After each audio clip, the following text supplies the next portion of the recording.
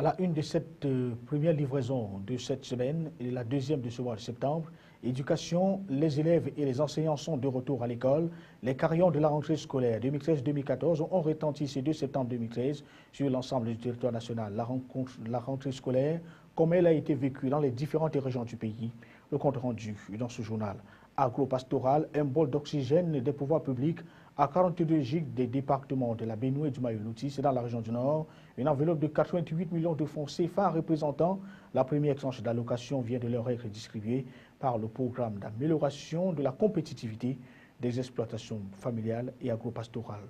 Le projet a évolué dans la partie septentrionale du pays. Voilà pour le sommaire. Les détails, à tout de suite.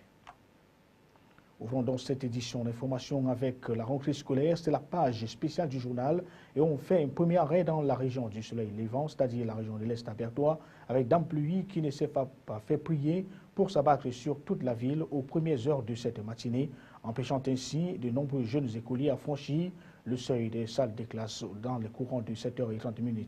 Cependant, après, la sérénité, la joie des retrouvailles pour les camarades dans les établissements secondaires et primaires, et des larmes alors des tout petits dans les écoles maternelles. Tout ceci était au rendez-vous pour agrémenter le début de l'année dans la région de l'Est. Les détails, c'est avec Roméo Tignan et Nesta Tiba et Serge Tetka pour le récit.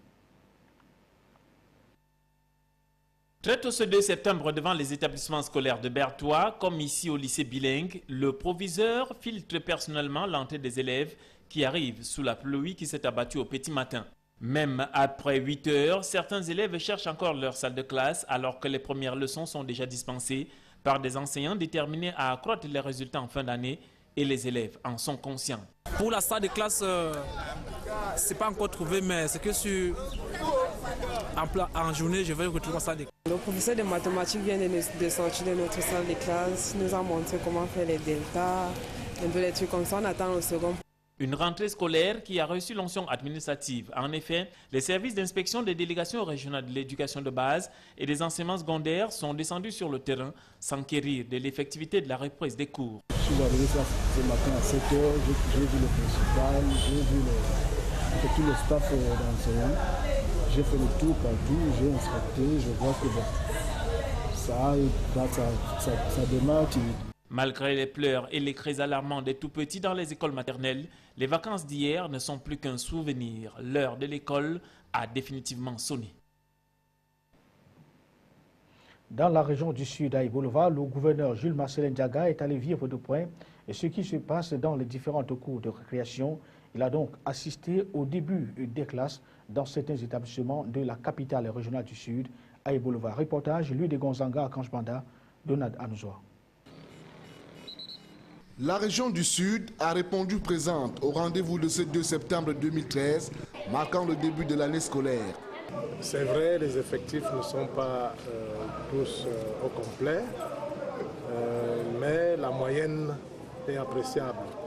Les élèves sont dans les salles de classe, les professeurs et les maîtres d'école, n'est-ce pas, dispensent effectivement les cours. Une rentrée dont l'effectivité est confirmée par les acteurs de premier plan que sont les élèves. Mais à bien y voir, la présence des élèves du primaire dans les cours d'école n'a pas suivi les dispositions prises en avance par l'administration scolaire pour une rentrée effective. L'on n'est pas loin d'une rentrée timide au niveau du secondaire. La rentrée effective, mais j'ai un constat, c'est qu'elle est légèrement timide. Parce qu'il y a les enseignants, il y a le personnel administratif, mais je ne vois pas assez d'élèves. Il convient dès lors d'interpeller la responsabilité des parents qui doivent jouer leur partition dans ce contexte marqué par la gratuité de l'accès à l'école primaire publique et la lutte contre la corruption au secondaire. C'était donc le début de 9 mois de cours. Également dans la ville capitale politique du pays, à Yaoundé, pour cette marée humaine, les fortunes ont été diverses à l'instant et l'instant plutôt exceptionnel pour les écoliers du primaire et les élèves du secondaire de la ville de Yaoundé. Jean-Pierre Bitongo, Marcel Fondor et Abeti Bichaga nous en disent plus. Les rues de la capitale politique du pays ont repris avec les embouteillages. Les parents accompagnent les élèves qui vivent leur grande première. Pour les habitués, l'heure est aux retrouvailles après les vacances. Premier arrêt, le lycée général de Clerc. On se bouscule au portail, 2 surveillants veillent au grain. Les élèves sont appelés à se conformer à la discipline de l'établissement. Autre lieu, même ambiance, le collège de la retraite. Ici, la discipline est de rigueur. Les retardataires attendent dehors après la fermeture du portail. Dans l'enceinte de cet établissement, c'est le grand rassemblement après la levée des couleurs. Les élèves sont agglutinés devant le corps administratif. Cet instant est réservé à différentes présentations. Entre-temps, le directeur du collège passe à la punition. Ici, les vacances sont réellement terminées et les cours vont effectivement démarrer. En ce qui concerne l'année scolaire 2013-2014, nous avons un défi à relever. Il s'agit d'avoir un taux de réussite de 100% dans toutes les classes. Ça, c'est notre défi. Le discours émis par le responsable est assimilé par les élèves qui le considèrent comme une invitation au travail et un résultat satisfaisant au terme de l'année scolaire. Le but cette année, c'est de redoubler d'efforts, de donner vraiment le meilleur de moi-même de manière à faire honneur au collège dans lequel je suis. Le défi pour cette année est bien sûr de passer mon bac avec une excellente moyenne. Retenons que l'année scolaire 2013-2014, qui a commencé ce lundi 2 septembre 2013 dans tous les établissements scolaires publics et privés du Cameroun, s'achèvera le vendredi 25 juillet 2014. Dans la région du nord-ouest Cameroun et tout particulièrement dans la ville de Bamenda, les tout-petits ont répondu présent en ce premier jour des classes. Les dés ont donc été jetés ici et les uns et les autres se sont engagés à se mettre au travail pour s'assurer une réussite en fin d'année scolaire. Le compte-rendu est de Franck Bala et Clémence Niamda. Cette rentrée scolaire n'est pas de tout repos pour les enseignants ayant en charge les tout-petits. Vraiment, ce premier jour de la rentrée est très difficile pour nous. Les tout-petits pleurent comme ils étaient à la maison, ils ne sont pas habitués. Mais on pense quand même qu'après une semaine, ça va. Et même si ce sont les pleurs qui meublent cette salle de classe de première année maternelle, c'est tout le contraire chez ceux de deuxième année. Chez ceux du primaire, l'ambiance est plutôt sereine et les enseignements ont bel et bien débuté. Les cours effectivement commencé comme vous pouvez le voir. Donc on a commencé à faire une prise de contact avec les élèves et puis pour ne pas les laisser s'évader quoi. On commence là-bas la définition de quelques mots sur le français pour ceux qui sont purement anglophones, c'est un peu difficile. Donc on peut d'abord donner la définition de quelques mots pour leur ressusciter un peu la mémoire, pour oublier un peu les vacances. Dans les salles de classe, les premières leçons sont dispensées. Les élèves, quant à eux, se livrent déjà aux premiers exercices. Dans ces différentes écoles, les inscriptions se déroulent sans gêne. À l'école publique bilingue Old Town de Bamenda, par exemple, les textes ministériels sont respectés à la lettre. Chez moi, on ne prend pas un texte. L'école est gratuite. Les textes sont clairs. Il n'y a qu'au CM2 qu'on peut prendre l'argent des examens avec les actes de naissance. C'est surtout les actes de naissance que j'insiste sur ça, avec les fournitures scolaires. Que ce soit dans le privé ou le public, les dés sont jetés afin d'assurer une année scolaire pleine de réussite. Les retardataires sont invités à quitter les artères de la capitale régionale du Nord-Ouest pour les salles de classe. Et pendant que les cours sont donc effectifs dans certains établissements, dans la capitale économique du Cameroun, c'est encore la ruée devant les librairies et autres points de vente des fournitures scolaires. L'image traduit ici a suffi le retard accusé dans la préparation de la rentrée scolaire, mais ce retard ne semble toujours pas satisfaire les attentes des tenanciers et des points de vente du manière scolaire. Reportage Eric Ticheux, Josué Ngongan. Au quartier commercial Aqua à Douala, jour de rentrée scolaire, certains parents vont et viennent dans les librairies, parfois accompagnés de leurs enfants, à la recherche des livres et autres fournitures. Ils ont accusé un retard pour des raisons diverses. J'étais en congé sur rentrée. Déjà, à la librairie où je devais prendre tous les livres, c'était pas disponible. Donc je suis venu chercher ceux qui restent là. Je les ai trouvés. De leur côté, les libraires sont plutôt inquiets de ne pouvoir écouler leur stock avec la célérité souhaitée. Contrairement aux années précédentes, l'affluence n'est pas toujours celle des grands jours. Les souvenirs d'avant jour J sont restés vivants dans les mémoires. Les années précédentes, à partir de 15, c'était la grande affluence. Mais jusqu'au 2, vous voyez, à cette heure, on est encore en train de monter, descendre. On peut même s'asseoir et pourtant les années antérieures, à cette heure-ci, tu n'as pas le temps de t'asseoir, tu mets la mutuelle le matin, le soir, tu jettes seulement. Maintenant, je ne sais pas si c'est parce qu'il n'y a pas encore eu crédit scolaire, si les parents n'ont pas encore jugé le temps de payer les fournitures scolaires aux enfants, mais qu'à ça, ça va vraiment ralentir. Même les vendeurs de livres d'occasion ne sont pas mieux logés. Une petite poignée de parents et élèves se présentent devant leurs étals pour échanger et surtout espérer acheter des manuels à des prix abordables. Les parents viennent acheter des livres au poteau parce que c'est moins cher. Mais en réalité, quand on fait la comparaison entre les prix de la librairie et les prix du poteau, il y a une légère différence de 500 francs. Ce n'est pas très grave. Ça, c'est le premier problème. Maintenant, les deux, quand on vient ici pour échanger les livres, par exemple, on peut apporter une série de la 6e, peut-être pour prendre une série de la 5e.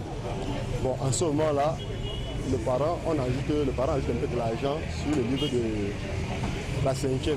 Selon certains parents qui ont préféré garder leur identité, inscrire les enfants à l'école est une chose, mais acheter les manuels relève d'une autre réalité. Pour eux, la diversité des livres au programme et leur variation au fur des années constituent un véritable caillou dans la chaussure des géniteurs, obligés d'acheter les livres chaque année, malgré la mauvaise performance de la progéniture. Voilà, acheter les livres, c'est donc une autre paire de manches et c'est une autre réalité. Voilà qui constitue l'autre point d'intérêt de ce journal, l'autre angle de traitement. Il est question de voir ici comment est-ce que les parents ont procédé pour se faire un peu de l'argent. Question de préparer le retour de leur progéniture à l'école. Reportage, Josué Ngongan, Sèche-Tête-K. Préparer l'année scolaire n'est pas toujours chose facile, car l'argent demeure une équation à plusieurs inconnus. Face à l'épreuve, chacun a sa méthode. Moi, c'est une tontine personnelle. Ça veut dire quoi? Ça veut dire que j'ai 100 francs, 200 francs dans la caisse. Des fois 5 000, des fois 10 000, ça peut arriver. Là, à la fin, on se rend compte qu'on a tellement gardé d'argent qu'on peut suffisamment faire la rentrée de ses enfants avec. Et la rentrée de l'année prochaine commence à partir d'aujourd'hui. Je crois que c'est la politique qu'adoptent beaucoup de parents aujourd'hui. Littéralement assommés par les exigences inhérentes à la rentrée scolaire, les parents ne savent plus où donner de la tête. Vraiment, elle est difficile à dire parce qu'il n'y a pas la monnaie, il n'y a pas l'argent. Donc je ne sais pas comment les autres font, mais moi je n'ai pas encore eu l'argent. Alors mes enfants sont encore à la maison. Les crédits scolaires et autres facilités bancaires n'étant pas à la portée de tous, d'autres possibilités s'offrent à ceux qui sont inévitablement dans le besoin d'argent. Nous les parents, c'est toujours le temps qu'on parle. On débat partout, à partir des tontines qu'on faisait au quartier, on cotisait un peu. Et à des moments comme ça, on profitait, on bénéficiait pour acheter certaines choses. C'est dur, il est vrai, mais il est dans l'intérêt de tout parent de s'acquitter du devoir social, de scolariser sa progéniture. Employé, l'espoir réside dans le salaire qu'on mérite au terme de 30 jours de travail. Je ne gère que le salaire par rapport à ça. Ça veut dire que depuis bientôt 2 mois, je épargne un peu de ce salaire. Et c'est vrai, jusqu'à ce matin, je n'ai pas encore tout fini, mais la dame est dehors par rapport à ça. Définitivement, l'équation de la rentrée scolaire est difficile à résoudre. Mais il est important pour chaque parent d'élève d'avoir la bonne astuce pour se sortir d'affaires. Il faudra trouver l'argent, quels que soient les moyens, à condition qu'ils soient efficaces. Parlons de toute autre chose à présent, après la page spéciale consacrée au retour des élèves dans les salles de classe ainsi que les enseignants qui vont les accompagner pendant la longue période de 9 mois.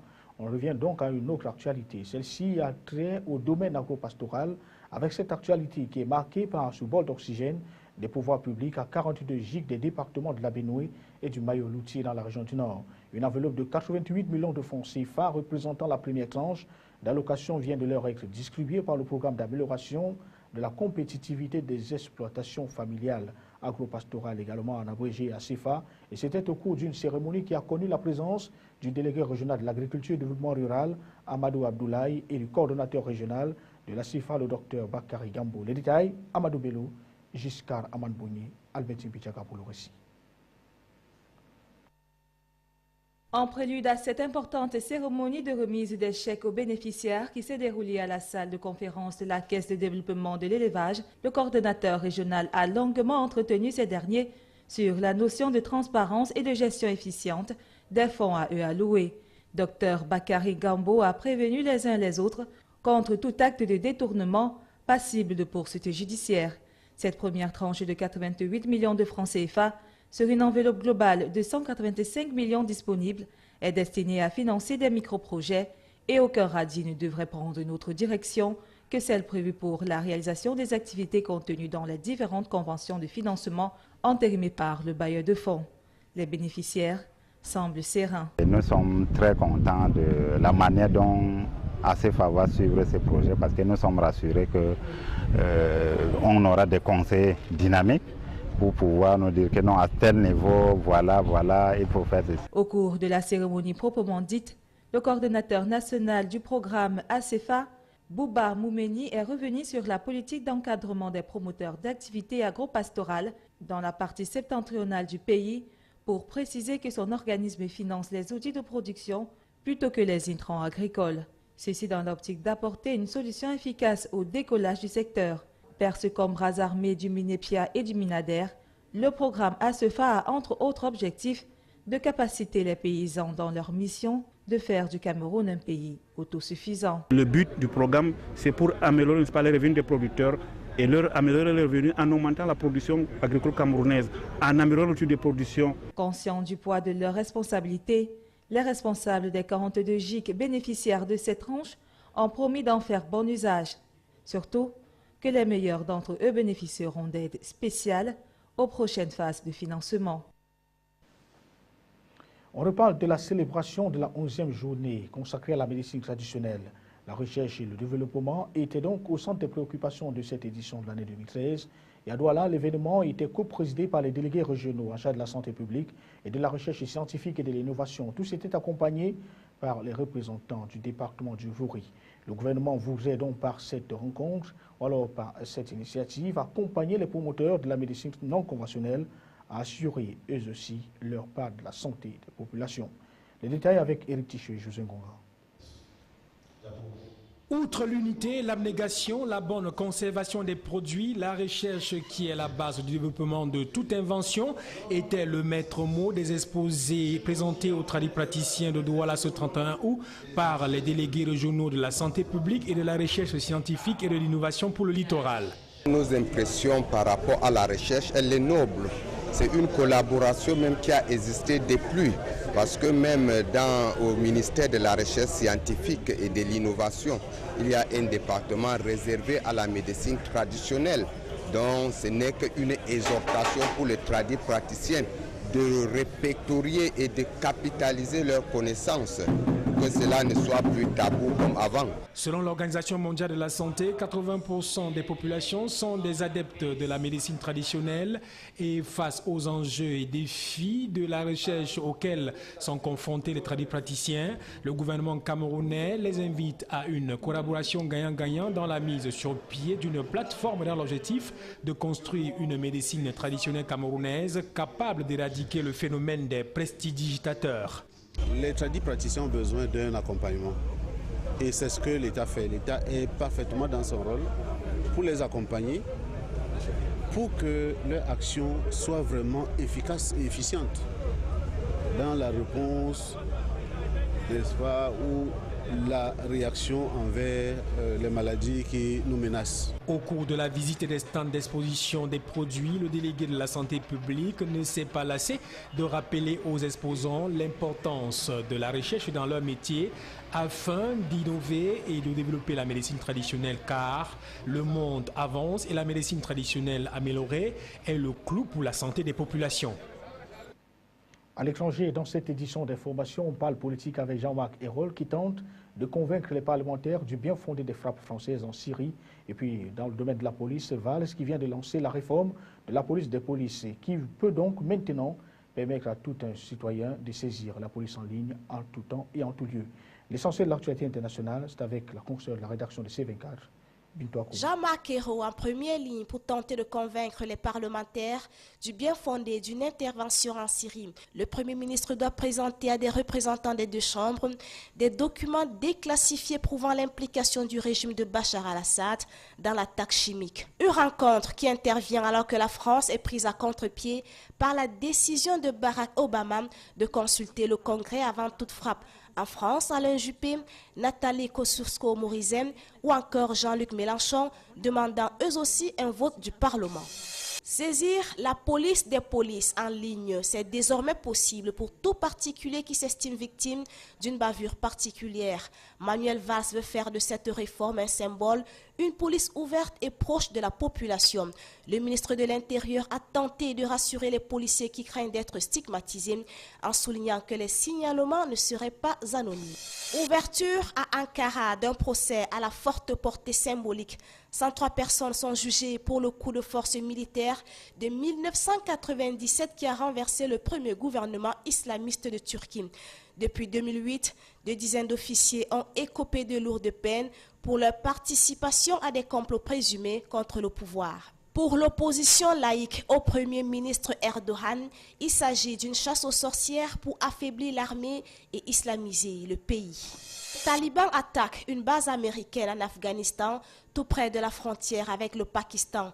Il s'agit d'un point de passage essentiel pour le ravitaillement de l'OTAN dans tout l'est du pays. Des dizaines de véhicules de la coalition ont été détruits, mais aucune victime n'est à déplorer à l'exception des assaillants. Bien, c'est la fin de ce journal, mais avant de partir, on retient qu'en éducation, que les élèves et les enseignants sont de retour à l'école. C'est pour 9 mois de dur labeur. Les uns et les autres ont pris l'engagement de travailler pour s'assurer une réussite totale en franchissant donc les 9 prochains mois.